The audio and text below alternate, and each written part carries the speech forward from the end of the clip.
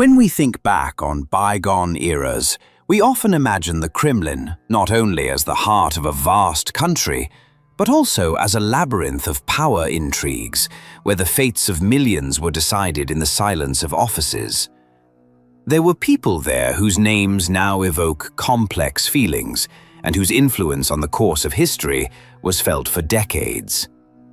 One such person was Lev Mekhlis, whose rise to the heights of power began with a position that seemed insignificant at first glance, but led to enormous power. Mekhlis went down in history as the man at the helm of the main political administration of the Workers' and Peasants' Red Army, or Glav Pur, as it was then called. But before taking up this key post, he had traveled a path that remained closed to many. His career began in the 1920s, when Lev became Joseph Stalin's personal secretary. Imagine Moscow at that time. The capital was buzzing with post-revolutionary energy, and in the Kremlin, behind massive walls, high politics was being conducted. In offices where cigarette smoke curled under the ceiling and the rustling of papers was the only accompaniment to intense work, the young Mekhlis was close to one of the most influential people of the century. He saw decisions being made, heard conversations that changed the course of history, and most importantly, had direct access to the leader.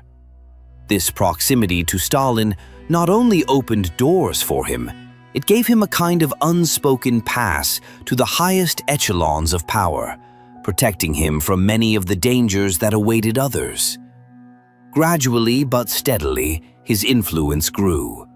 From personal secretary, he moved up the party and state ladder. The post of head of the main political administration of the Red Army, Glav Pur, was not just a position. It was a lever that allowed him to control the ideological life of the entire army.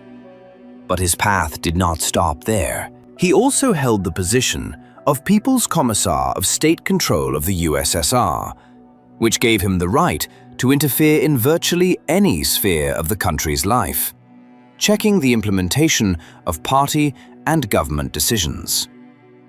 This was followed by his appointment as Deputy Chairman of the Council of People's Commissars and membership of the Central Committee of the All-Union Communist Party, Bolsheviks. These posts, each of which individually gave him enormous influence, together made Mekhlis one of the key figures in Stalin's system. His position gave him considerable power and, especially important in that era, a certain degree of impunity, which allowed him to act with exceptional determination. It was in his position as head of the Glav Pur that Mekhlis's character was revealed in all its fullness. He became one of the main proponents of the purges that swept through the Workers' and Peasants' Red Army on the eve of World War II.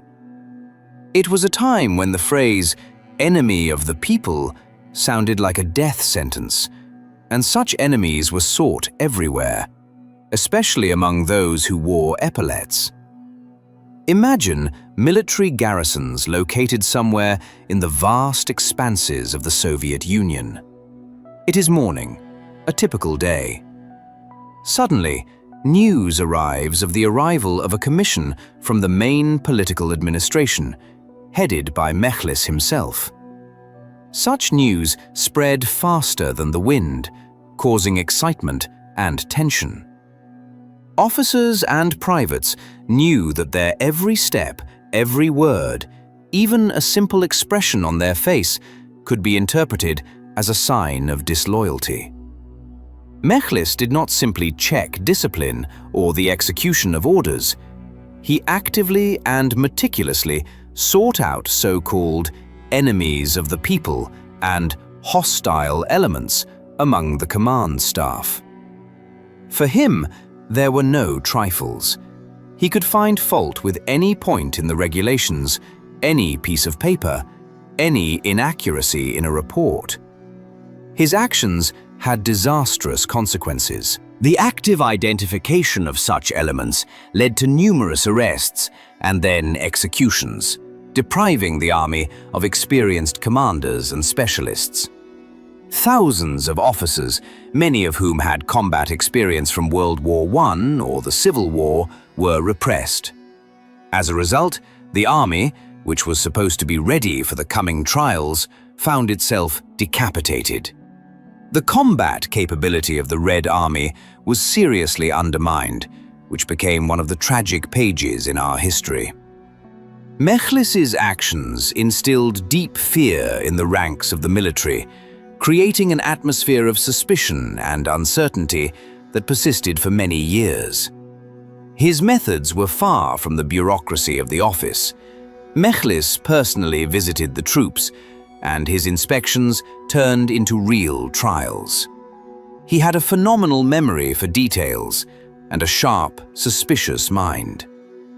Any deviation from the regulations, any complaint from a political officer, any careless word spoken by a commander could become grounds for investigation. He did not shy away from publicly humiliating distinguished military leaders, questioning their loyalty to the party and to Comrade Stalin personally. In the atmosphere of universal denunciation that he actively encouraged, the career and life of any commander hung in the balance. The system that Mekhlis built was based on the institution of political commissars. These people, formally called upon to carry out political and educational work, in fact, became his eyes and ears in every military unit. They were obliged to report on everything that happened in their units, and first and foremost on the mood of the command staff. This created a system of dual authority. The commander was responsible for combat operations, while the commissar was responsible for his political reliability. This often led to paralysis of command, as commanders were afraid to show initiative, knowing that their every move would be scrutinized by the political officer and then by Mekhlis himself. What motivated this man? Unlike many figures of that era who were accused of greed and a desire for luxury, Mekhlis was an ascetic to the core. He lived for his work and was fanatically devoted to the idea and to Stalin himself. Contemporaries recalled his strange habit of sleeping in his military uniform, always ready to be summoned to the Kremlin. He did not seek material wealth. His only passion was power, but not for personal enrichment, rather as a tool for building what he considered to be an ideal society and army.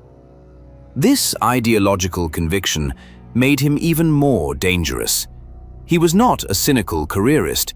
He was a true believer, a fanatic, ready to send thousands of people to their deaths in the name of what he considered to be the highest truth. It was this sincere, ruthless belief in his own righteousness that distinguished him from many other functionaries. When the Great Patriotic War broke out, the full extent of the damage caused by his pre-war activities became apparent. The decapitated army, deprived of experienced commanders, suffered monstrous losses. However, Mekhlis not only avoided responsibility, but also received new, even broader powers. He became a representative of the Supreme Command headquarters, which gave him the right to interfere in the actions of any front and any general. He was Stalin's eyes and ears on the front line, and his word was often decisive. It was in this role that he played his most tragic and shameful part, in the Crimean catastrophe of spring 1942. The Crimean front, created to liberate the peninsula, had numerical and technical superiority over the enemy.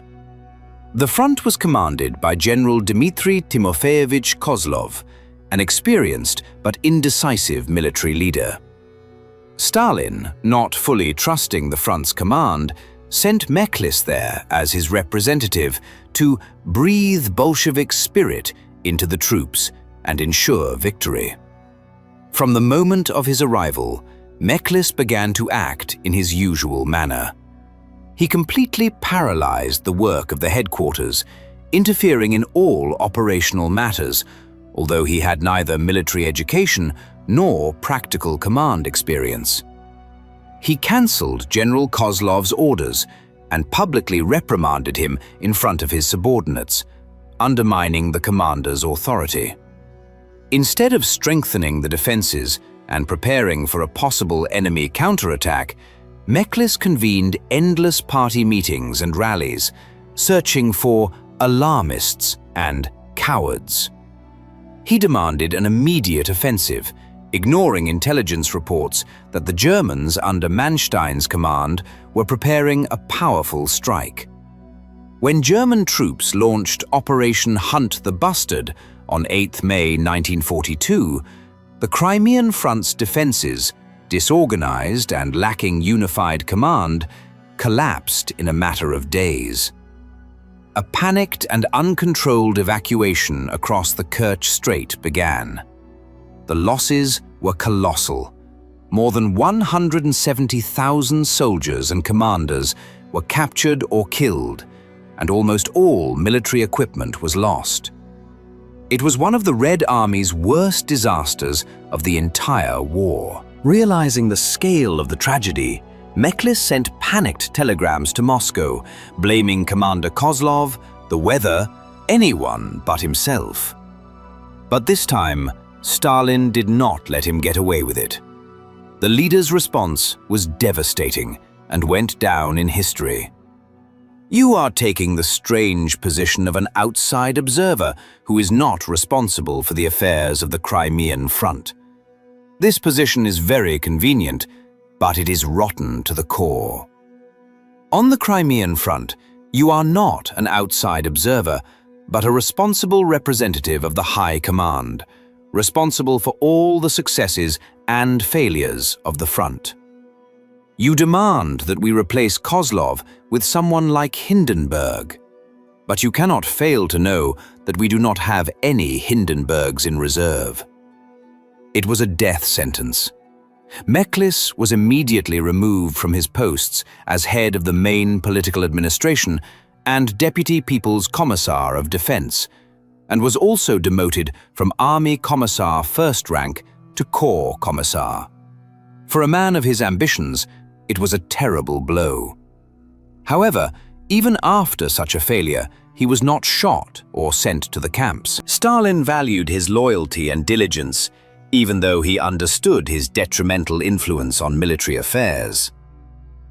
The Crimean tragedy was not the only episode of his destructive activity at the front. His sharp conflict with Georgy Konstantinovich Zhukov during the defense of Moscow is well known.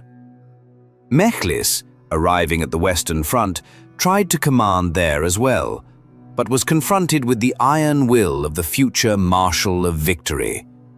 Zhukov, not mincing his words, put him in his place, stating that he was in command at the front, not representatives of the High Command. Mekhlis immediately complained to Stalin about Zhukov's rudeness and arbitrariness.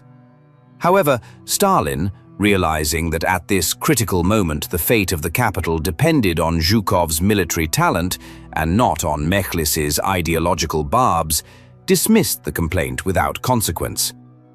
This incident showed that even the all-powerful Mekhlis was powerless against those whom Stalin saw as the real pillars of victory. After the Crimean disgrace, Mekhlis was transferred to less significant positions and served as a member of military councils on various fronts. Commanders, having learned from bitter experience, tried to keep him away from operational planning, burdening him with questions of party work and awards. However, his character did not change. Konstantin Rokossovsky recalled in his memoirs how Mekhlis, upon arriving at his front, immediately began looking for shortcomings and hostile elements, creating a tense atmosphere. but his influence was no longer what it had been. Generals, hardened in battle, had learned to rebuff him or simply ignore his interference.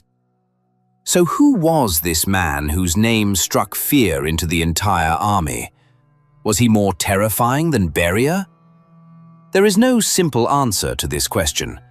Lavrentiy Beria headed the giant machine of state terror, the NKVD. His fear was systemic, pervasive, affecting every citizen of the country, from a simple collective farmer to a member of the Politburo. It was a cold, calculated fear of a faceless, repressive machine that could crush anyone. The fear of Mekhlis was of a different kind. It was more personal, more chaotic, and concentrated primarily in the armed forces. If Beria was a spider spinning his web from his offices in Lubyanka, then Mekhlis was a poisonous scorpion who personally appeared on the front lines. For a commander leading a battle, the threat from an enemy bullet was understandable and predictable. The threat from Mekhlis was irrational. He could destroy someone for a sidelong glance, for not mentioning Stalin's name with sufficient enthusiasm, for a tactical retreat that he interpreted as cowardice. In the heat of battle, when thousands of lives depended on the commander's decisions, Mekhlis's appearance meant that now it was necessary to think not only about the enemy, but also about how to please this fanatical commissar. This fear paralyzed the will, stifled initiative, and, as Crimea showed, led to monstrous consequences. Perhaps for the ordinary citizen, the name Beria was more frightening. But for a Red Army officer, especially in the first half of the war, the figure of Lev Mekhlis was the embodiment of the worst nightmare: incompetence clothed in absolute power. He was living proof that fanatical devotion without knowledge and common sense can be more destructive than outright betrayal. After the war, Mekhlis returned to his post as Minister of State Control, where he worked until the end of his days. He continued to be a meticulous and incisive official, but his moment of glory had passed. The era of all-powerful commissars was fading into the past, replaced by combat generals and marshals whose medals and stars on their epaulets had been earned in real battles, not ideological battles. Lev Zakharovich Mekhlis died in February 1953, just a few weeks before the death of his idol, Joseph Stalin. His passing went almost unnoticed against the backdrop of the great upheavals that were to come.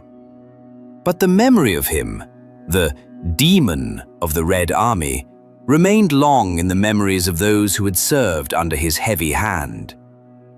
His story is a dire warning of how blind faith and unlimited power in the hands of one man can do more harm to a country than entire enemy armies.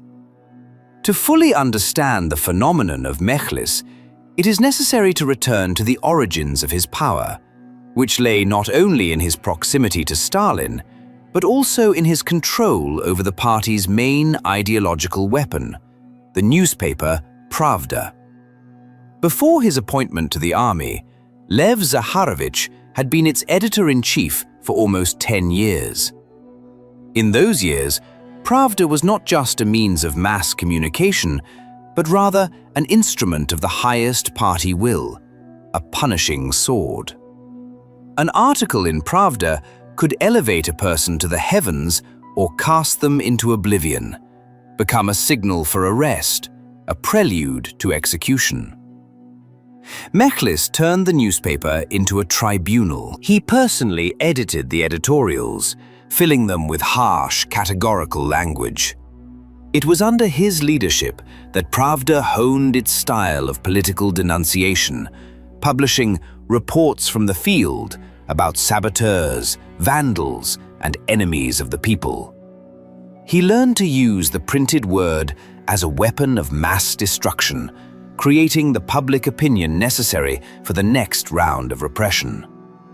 He then fully transferred this experience, gained in the editor's chair, to the army environment. He did not simply seek out enemies. He created an information background in which the very existence of these enemies became an indisputable fact. The most striking example of his destructive activities, which foreshadowed the Crimean tragedy, was the Soviet-Finnish War of 1939 to 1940.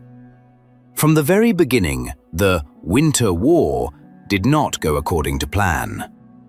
The Red Army, weakened by purges and unprepared for combat in harsh winter conditions, suffered heavy losses, getting bogged down in the defense of the Mannerheim Line. Stalin was furious. To restore order at the front, first-rank army commissar Lev Mekhlis was sent.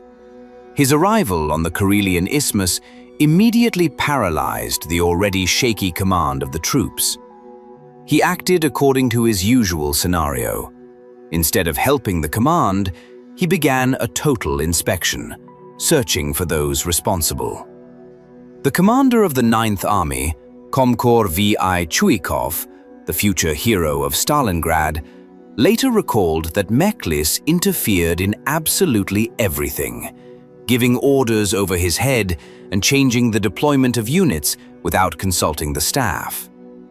He demanded that exhausted, freezing soldiers launch immediate frontal attacks on Finnish pillboxes, calling any attempt at tactical maneuvering or regrouping cowardice and panic-mongering. When one of the divisions was surrounded, Mekhlis, instead of organizing a breakthrough and rescuing the men, began an investigation, searching for traitors in the headquarters. He personally interrogated the commanders, threatening them with a court-martial. His favorite phrase, heard by many military leaders, was, "Why haven't you shot them yet?" This atmosphere of total fear meant that commanders were afraid to report the real situation, preferring to send soldiers to certain death in senseless attacks, just to avoid falling foul of the representative of the high command. It was then that his main trait became apparent. For Mekhlis, human lives were merely expendable in the pursuit of an ideologically correct result. He was not concerned about casualties. The main thing was to demonstrate unyielding will and loyalty. Another arena for his activities was the conflict at Khalkhin Gol in 1939. This clash with Japanese troops in Mongolia was the first serious test for the Red Army after the purges. And again, as soon as difficulties arose, Stalin sent Mekhlis there. There, for the first time, he truly clashed with Georgy Zhukov, who commanded the Soviet troops. Mekhlis immediately began his inspection, trying to find flaws in the work of Zhukov and his staff. He nitpicked, tried to give orders, and gathered compromising information. However, Zhukov, who possessed not only military talent but also an unyielding will and Stalin's direct trust, gave him a harsh rebuff. He effectively forbade Mekhlis from interfering in operational management, stating that he and he alone was responsible for the outcome of the operation. Mekhlis, unaccustomed to such treatment, flooded Moscow with denunciations of the arrogant corps commander. But Stalin, who needed results rather than ideological squabbling, supported Zhukov. The brilliant victory at Khalkhin Gol strengthened Zhukov's position and was the first serious slap in the face for Mekhlis, showing that his power was not absolute when it came to people capable of delivering results. To understand the depth of fear he instilled, it is worth looking at the details of his methods. Mekhlis had a famous black notebook in which he recorded with calligraphic precision all the mistakes, errors, and careless remarks made by commanders. The very fact that Mekhlis took out this notebook during a conversation stunned the officers. It was tantamount to being put on the execution list. He created an extensive network of informants from among political workers and employees of special departments. They reported everything to him: critical remarks about the command, unhealthy sentiments, everyday problems that he could interpret as sabotage. He could remove a general from command for serving tasteless borscht in the soldiers' canteen, accusing him of being out of touch with the masses and dulling class vigilance. He personally attended interrogations and tribunal hearings, his icy, piercing gaze promising nothing good for the accused. He was not just a functionary, he was an actor on the stage of political theatre, and his role was that of a ruthless inquisitor for whom any doubt was heresy. Mekhlis's psychological portrait is complex. His fanaticism was akin to religious fervor. He sincerely believed in the communist ideology and in Stalin's infallibility. This belief freed him from any moral qualms. If, in order to achieve a great goal, it was necessary to sacrifice a division or shoot 100 commanders, then so be it. He was completely devoid of empathy. For him, people fell into two categories: loyal Stalinists and enemies, hidden or overt. There was no third option. His asceticism was not a pose, but part of this belief. Denying himself basic comforts, he believed he had the moral right to demand inhuman sacrifices from others. He was a kind of secular inquisitor who burned people at the stake not for their belief in God, but for their lack of faith in the party and its leader. This ideological fervor made him predictable in his cruelty, but completely unpredictable in his choice of victims. After the Crimean disgrace, his career seemed to be over. But a man with such energy and dedication could not remain in the shadows for long. He was transferred from front to front, and his appearance caused tension everywhere. Front commanders such as Fyodor Tolbukhin and Ivan Petrov, already taught by the bitter experience of their colleagues, developed tactics for dealing with him. They greeted him with exaggerated respect and loaded him with work unrelated to operational planning. They assigned him to deal with awards, party meetings, and the publication of Frontline newspapers. They understood that arguing with him was useless and dangerous, but that his boundless energy could be channeled into a safe direction. The army, hardened in battle, had changed. In 1944, the authority of a combat general who had fought at Stalingrad and Kursk was already incomparably higher than that of any commissar, even the most senior. Mekhlis sensed this, and his reports to Moscow became increasingly bitter, but no longer had their former force. He complained about the clutter of the headquarters with former personnel and the underestimation of the role of political workers. But the train had already left the station. It was not the commissars who won the war, but the soldiers and their commanders. Mekhlis's post-war activities as Minister of State Control are a separate, lesser-known but no less characteristic page in his biography. It was not an honorable retirement. The Ministry of State Control was a powerful department, a kind of economic counterintelligence agency. Mekhlis remained true to himself here as well. His inspections terrified factory directors, collective farm chairmen, and even union ministers. He and his team of auditors could descend on any enterprise and turn all the documentation upside down in search of falsifications, embezzlement, and failure to meet targets. He was not just looking for economic violations, he was looking for sabotage. A shortage of nails in the warehouse could turn into a disruption of the armament program on the orders of foreign intelligence, in his report to Stalin. He was meticulous to the point of obsession. It was said that he could sit for hours poring over accounting reports, looking for discrepancies in kopecks, seeing in this signs of a large-scale conspiracy. In a post-war devastated country, where there were objectively enormous difficulties with supply and production, his activities often paralyzed entire industries. Directors were afraid to show initiative, fearing that any risky move would be interpreted by Mekhlis as a crime.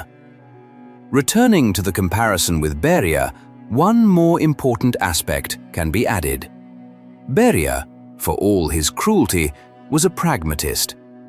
His repressions, especially in the later period, often had a specific goal: to gain control over a particular industry, as in the case of the atomic project, to eliminate political rivals, to strengthen his own power. He could be flexible and show mercy if it was to his advantage. Mekhlis, on the other hand, was a dogmatist. His actions were not always dictated by pragmatic logic. He could harm the common cause, as in Crimea, simply because of his ideological narrow-mindedness and inability to admit mistakes. If Beria was a sinister but rational manager of terror, then Mekhlis was his uncontrollable, fanatical prophet. Fear of Beria was fear of the system, of the inevitability of the NKVD's millstones. Fear of Mekhlis was fear of the unpredictable human factor, of the whims of one man entrusted with the leader's confidence. Perhaps that is why, for those who encountered him personally, he seemed even more frightening. The system is impersonal, but personal evil that looks you in the eye is always more frightening. He did not simply carry out the will of the system. He was its living, breathing embodiment, its most fervent and sincere adherent. To understand the origins of this icy fanaticism, it is worth looking back at his early years, which were strikingly different from the image of the all-powerful Stalinist satrap. Lev Zakharovich, or Laser Zakharovich, as he was named at birth, was born in Odessa, in the seething cauldron of the southern Russian Empire, into a family of civil servants. He received a traditional Jewish education and then graduated from 6 years of commercial school. Before the revolution, he managed to work as a clerk and even as a private tutor. It would seem to be the usual path for a young man from a poor Jewish family. But the whirlwind of 1917 changed everything. He threw himself headlong into the revolutionary struggle, joining the Bolshevik Party. It was there, in the heat of the Civil War, where he served as a commissar, that his character was forged. He witnessed betrayal, sabotage, and the indecisiveness of commanders, and it seems that he learned one truth forever. The root of all defeats lies in a lack of firmness, a lack of faith, and the presence of a hidden enemy.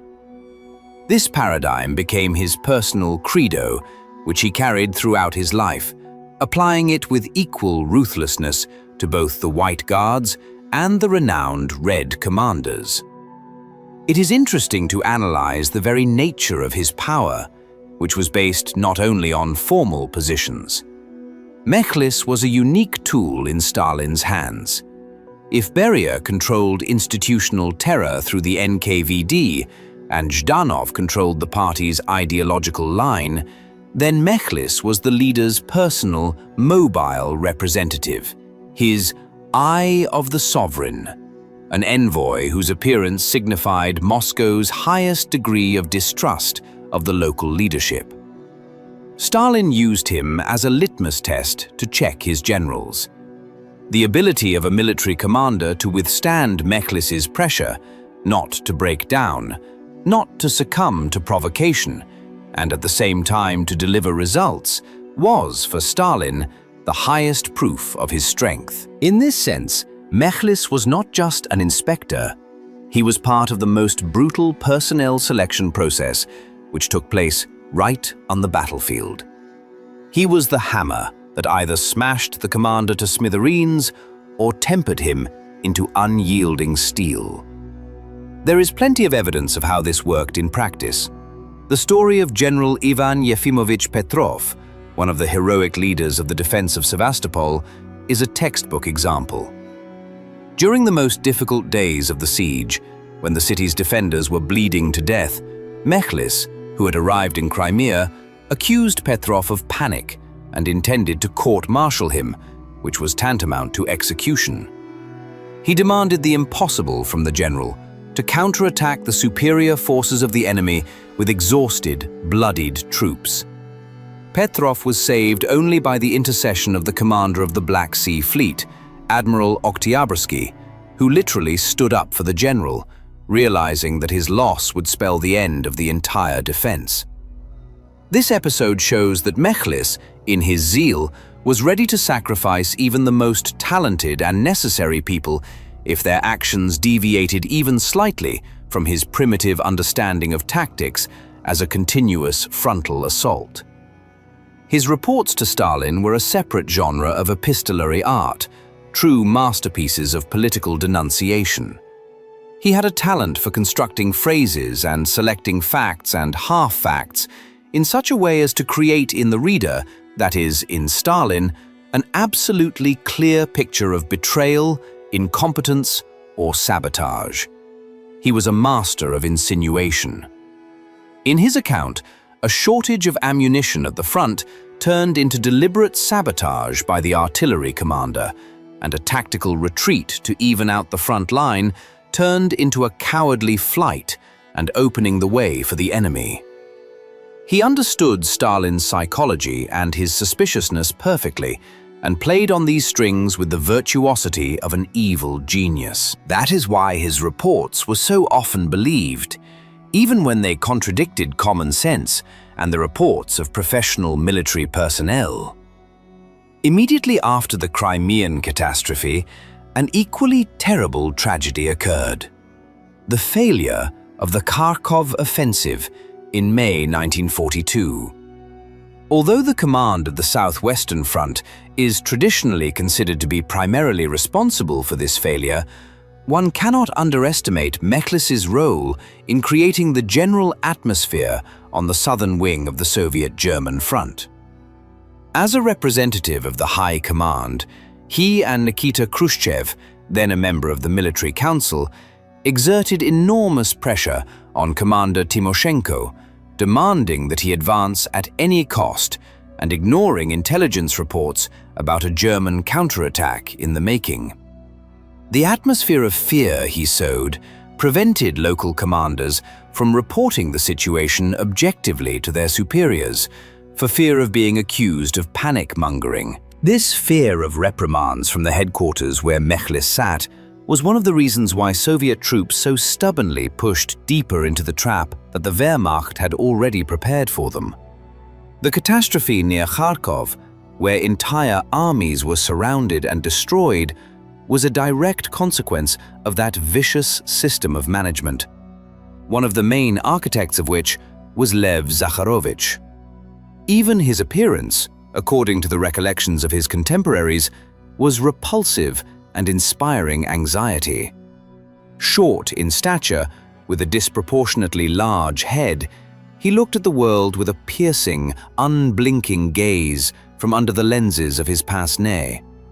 He almost never smiled, and his voice, sharp and squeaky, seemed to have been created for passing sentences. He was pedantic to the extreme. His uniform was always perfectly ironed, his boots polished to a shine. This outward pedantry was a reflection of his inner world, where everything had to be subject to the iron order he had established, and any deviation was punished immediately and mercilessly. In the final years of the war, when its outcome was already clear, and the authority of the combat marshals and generals had become unquestionable, Mekhlis's influence began to wane. But he did not give up. As a member of the Military Council on the 4th Ukrainian Front, he again clashed with General Petrov, whom he had once wanted to have shot. And again he found a reason to find fault. He accused Petrov of slowness in conducting the Carpathian operation, although objectively the troops were operating in extremely difficult mountain conditions. As a result, Mekhlis managed to have Petrov removed from his position as front commander. It was his small revenge, a last demonstration of power that was already slipping from his hands. After Stalin's death and the subsequent exposure of the cult of personality, Mekhlis did not face the same public condemnation as Beria. He was not tried or officially declared an enemy of the people. He simply faded into the shadows, becoming a symbol of the ugliest manifestations of the Stalinist era in the army. In military memoirs, which began to appear during the Thaw period, his name was always mentioned in a negative context, as an example of an incompetent and cruel leader. He became a kind of scapegoat on whom it was convenient to blame many of the failures of the early period of the war, without touching on Stalin himself. His legacy is not only thousands of ruined lives and lost battles, it is also the deep psychological trauma inflicted on an entire generation of commanders who were taught to be afraid to show initiative, to act unconventionally, to speak the truth.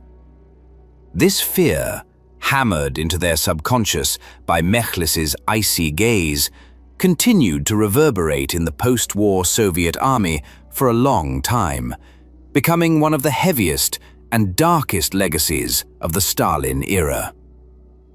His past at Pravda gave him more than just the ability to wield words. He transferred the editorial methods of processing and public harassment directly to army headquarters. For him, any military operation was first and foremost an ideological campaign, which had to have its own hero, usually a political instructor or a simple Red Army soldier who had shown self-sacrifice, and, of course, its own anti-hero, saboteur. He masterfully constructed these narratives in his reports to Stalin, turning a complex military situation into a simple and understandable scheme of loyal communists fighting disguised Trotskyists and spies. Stalin valued him not as a military commander, but as an ideal political overseer. In a system where the leader was terrified of military conspiracies and Bonapartism, Mekhlis was his personal safeguard. He was a guarantee that no marshal, no matter how popular he became in the army, would be able to escape party control. His presence at the front served as a constant reminder to the generals. Your main task is not just to win, but to win correctly, in the Bolshevik way. And your loyalty to the party and to Stalin personally will be judged much more strictly than your tactical successes.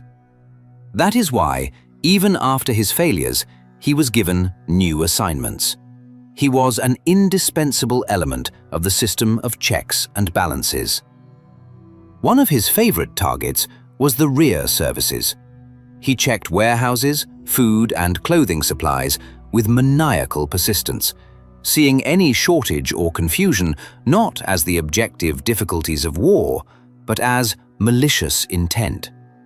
A report that soldiers on the front lines did not receive hot meals on time could, in his interpretation, become grounds for arresting the head of the front's rear services on charges of undermining morale.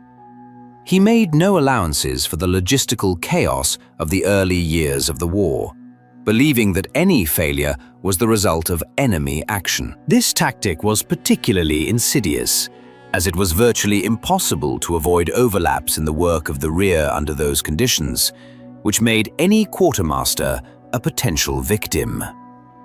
In the last years of his life, despite being seriously ill, he did not slow down in his post as Minister of State Control, bombarding the Politburo with reports on outrages in the national economy. The irony of fate is that this man, who brought so much grief and became a symbol of fear, was buried with the highest state honors. His ashes rest in the Kremlin wall, next to heroes whom he would probably have sent to trial without a second thought during his lifetime.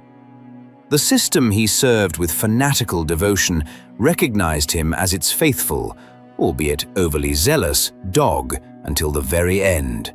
Unlike Beria, whom it erased from its history a few months after Mekhlis's death. This was the final touch to the portrait of an era where loyalty was valued above competence, and fear was the main tool of control. Lev Mekhlis was undoubtedly one of the most frightening figures of the Stalin era. His power, based on his proximity to Stalin and his ruthlessness in carrying out orders, made him an object of fear for many, especially in the army. Although Beria is known for his mass repressions, Mekhlis, with his fanaticism and direct interference in military affairs, caused enormous harm. Ultimately, the comparison is difficult. Both were products of their system, but Mekhlis was perhaps more unpredictable and personally involved in the destruction of personnel. His legacy is a reminder of the dark side of a totalitarian regime, where ideology